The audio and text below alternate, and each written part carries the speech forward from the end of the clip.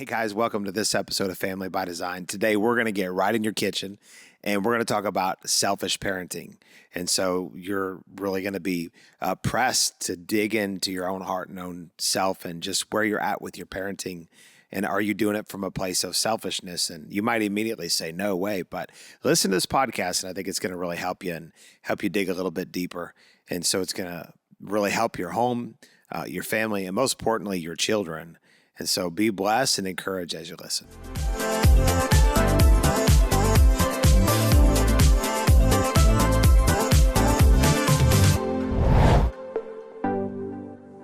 All right, so we're going to continue our series here about raising up the next generation. So we've covered a lot of really good stuff so far. And I think so. I think a lot of it can be tough to think about and look into. But this is, I just want to say that this is an area where we have a lot of fruit in our life because we've allowed God to really address some things and help us. And so there's a lot of things I can look and be like, we have not done good.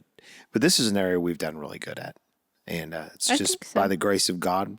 The wisdom of the Lord has brought in just some good understanding about things. And so we're just going to continue. And so I want to talk about selfish parenting.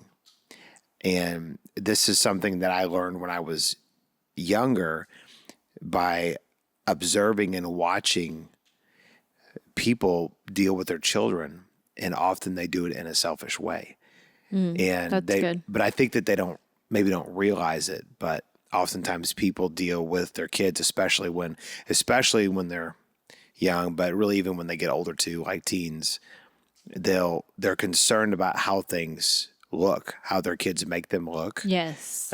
Oftentimes they'll spank their kids really out of selfishness and not because it's good for the kid, right? But because it's like how they feel. How it makes you feel. You're angered. Maybe you're in a store and you're embarrassed. And that can be a telltale sign about, are you really addressing the problem in your kid's heart? Are you really addressing it? Because if you only jerk them by the arm and say straighten up when you're in the store, but you don't ever deal with them when they're at home, then that goes to tell you you're really disciplining your children out of embarrassment or fear of embarrassment versus I need to get the rebellion, the foolishness, the folly out of my child's heart. And so I'm going to actively work at doing this. And so there's a big, big difference. And so a lot of parents end up parenting out of selfishness and not out of this is good for my child. Right. And I think you hit something very profound right there is that you said if you're embarrassed, honestly, if you're embarrassed about your child, there's a big problem. And that should be why are you embarrassed? What's going on the inside of you? Because we're talking about selfish parenting. And then what is it in you that's causing you not to discipline correctly? And you shouldn't be embarrassed by your children. So do you think that sometimes it's not so much your child you're embarrassed of, but their actions that you're embarrassed of? Yeah. But I think it's important. Because sometimes their actions are embarrassing. Yeah. You should differentiate that, though. I think that's important because they could have actions that are embarrassing, but they're not an embarrassment. And if you don't differentiate those things, then that translate to your child that I'm an embarrassment to you. Because if you're only disciplining your child because you're embarrassed of them or you're concerned about how they're going to make you look, what are you communicating to them? Yes. Especially when they're younger, they're not going to understand that just their actions are embarrassing. Mm-hmm. They're going to view I'm an embarrassment to my to my parent. And so we have to make sure we draw that line, but ultimately we don't discipline out of embarrassment or fear of embarrassment or how it's going to make us look. Right. That's not what we do. And even when kids get older, oftentimes the parents will end up dealing with their kids. They can deal with them harshly because they're concerned about, okay, other people are going to look at me and my child is a reflection of me. And that is true. Your child is a reflection of you.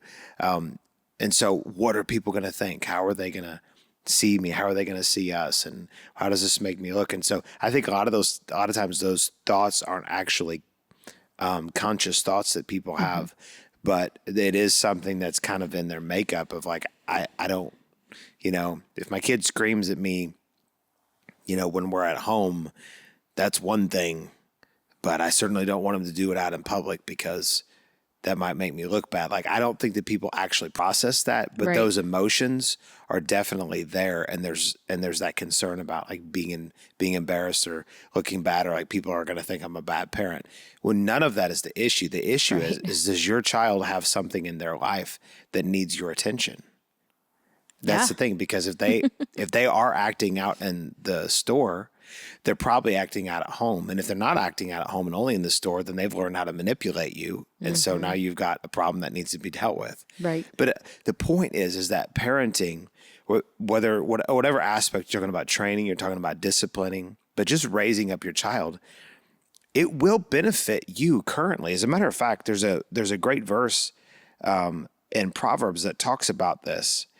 And it says in Proverbs 29:17, it says, discipline your son and he will give you rest. He will give delight to your heart. I think that's in the here and now and in the future. Mm-hmm. And I'm very thankful that, especially we talk about our second son a lot. So our oldest son, Kingston, he works for us and does all kinds of things for us. And so he, when he was younger, he was so easy. And now that he's older, he's super easy. He's a super delight. Our second son, Elijah. Be careful, because you just said our first son was a super delight. So yeah, but I'm getting ready to say this. So our second son, Elijah, was so much fun when he was younger. Mm-hmm. But man, did we ever have to discipline him? Yes, we did. A lot. We did. But the thing is, now that he's gotten older, he is also a delight. Yes. Totally different personality than Kingston. And they're all four of our boys are very different from each other, but he's got a very different personality, but he is a blast to be around. I love being around all my kids, but I love being around him. Mm-hmm. And so this scripture verse about, your son will bring, or your child will bring, will give you rest. Here, I'm reading it again. And he will give delight to your heart. Mm-hmm. Again, that is for here and now. When you train your child, they're going to give you rest and they're going to give you delight now. Yes. But it's also true when you get older. So that is good for you, but that's not even the reason why you train your child, and specifically why you would discipline your child. You do it, and we say this over and over and over, but it's to get the rebellion out of their heart. Right. You parents have to be almost like a hound dog. And, a hound dog will get on the trail of something and it'll sniff it out and it'll keep going until it finds it. And then, once it finds that raccoon or whatever, then it trees it and it doesn't stop until they get the coon. Till that thing is dead, right? And you're wearing it as a souvenir on your head. So thinking about Where the Red Fern Grows, that was a great movie. That's a great movie. We can recommend that. That is the saddest, greatest movie ever. It is. It's like Old Yeller's. I did not like that movie. Oh, those are both great movies. They were good movies, but I hadn't seen it. And then I watched it and I was so sad. They're sad, but they're so good. So anyways, parents have to be like a hound dog on the trail of rebellion, and they have to keep following it. And they eventually need to tree it, and they need to figure out how to deal with it. And it's for the sake of the child. It's not just so that you can feel better. Although this verse that I just read talks about they will bring delight to your heart and they will give you rest. But it is for them, because an undisciplined child becomes an undisciplined adult. Come on. We've seen this. Mm-hmm. Our generation became one of the least. So the baby boomers, for whatever reason, as a whole, stopped disciplining kids. And the greatest generation that ever lived, which would have been the, what do we call them? So that was like World War II era people, remember. So they gave birth to the baby boomers, which is like, I think in terms of war, that was like the Vietnam era. Mm-hmm. So then we are a product, our parents, mine for sure, were Vietnam era. Yours were a little bit younger than that, but they did not discipline millennials as a whole. Right. And our generation is the most violent generation that has been in America. I'm just speaking about America in particular, but and it's because we weren't disciplined. Now I was, and you were, Yeah. but as a whole, our generation was not. It's like, oh, we don't, whatever psychology crap was introduced in there to make people think that it was wrong to spank their children. It literally has raised a violent generation. Right. And restrained generation. Totally unrestrained. Yeah. A very feely, emotional, do whatever it is that you want. It's not just violence. That's some people, but it also is this, what you're saying. Yeah. Very, very emotionally driven. Do what makes you feel good and whatever. Que sera, sera. So could we just say it's like fleshy? Like Very it's fleshy. Like yeah. so very indulging the flesh, whether Yes. it's some kind of demonstrative violent act or it's just, do whatever you want to do kind of thing.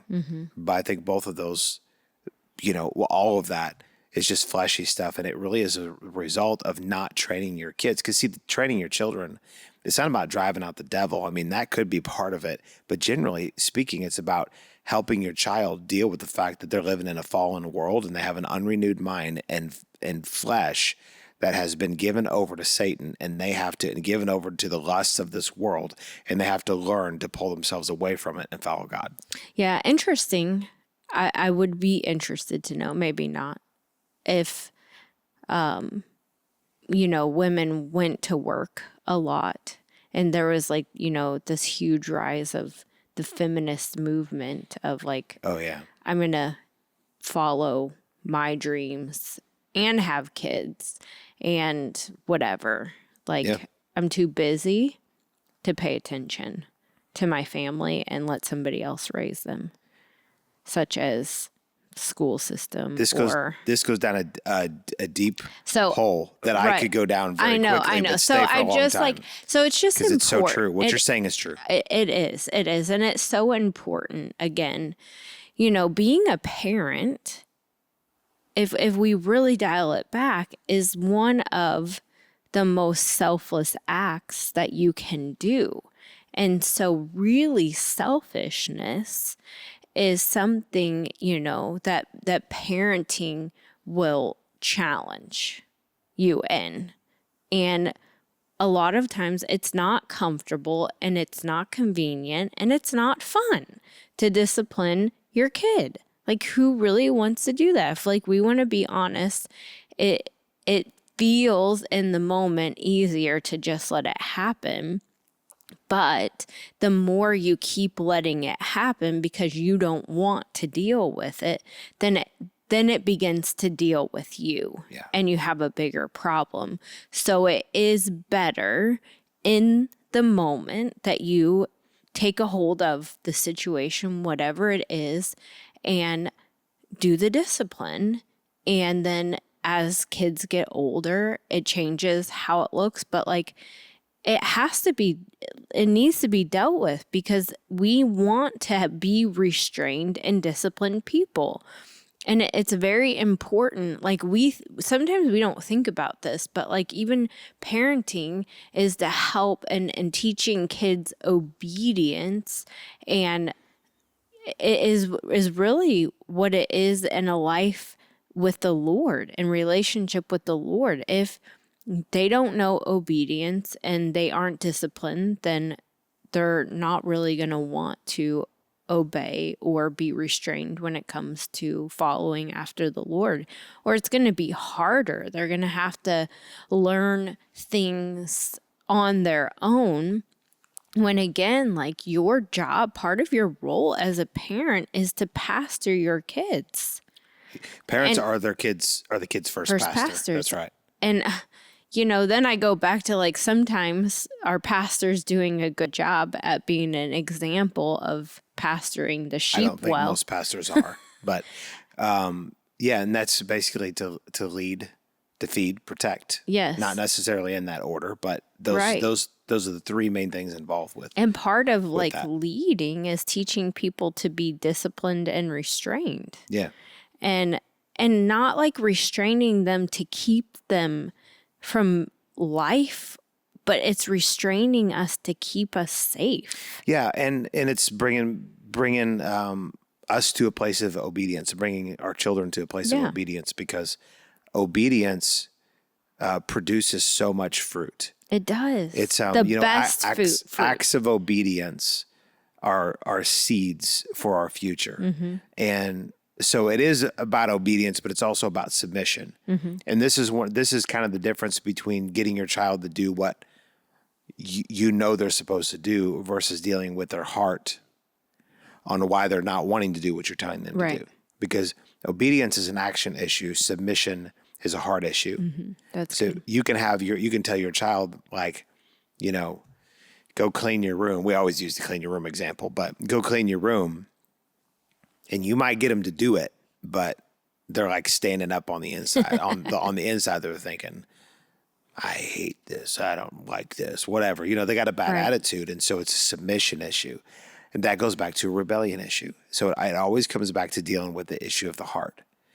And so when it comes to us and parenting, and there's a few points I just want to throw out about this as we're closing this podcast down, this is coming to an end. And we're not closing it down. We're going to continue going. We're not closing it down yet. But as we're ending this particular podcast, a few things that we kind of hit these, but I just want to say them very straightforwardly because they're important.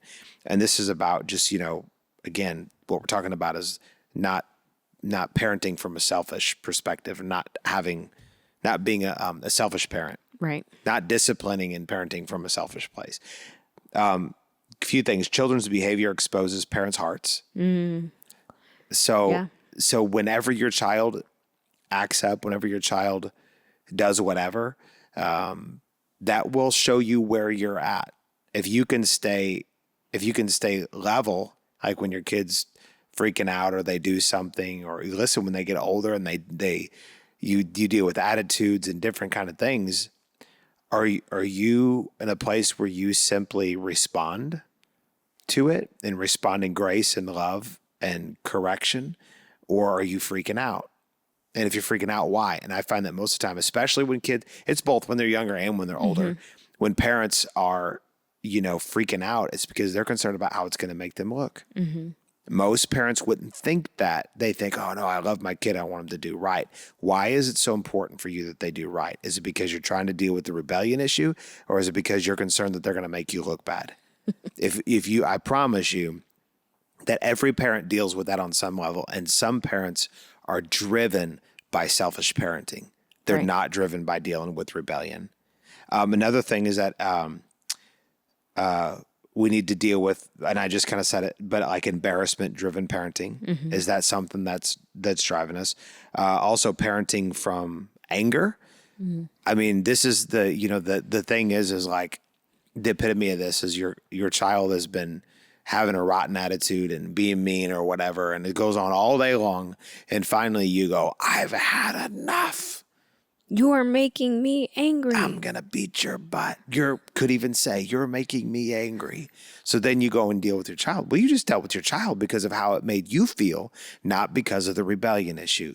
Folks, brothers and sisters, if I can tell you something that I'll just keep saying, it is so imperative you understand.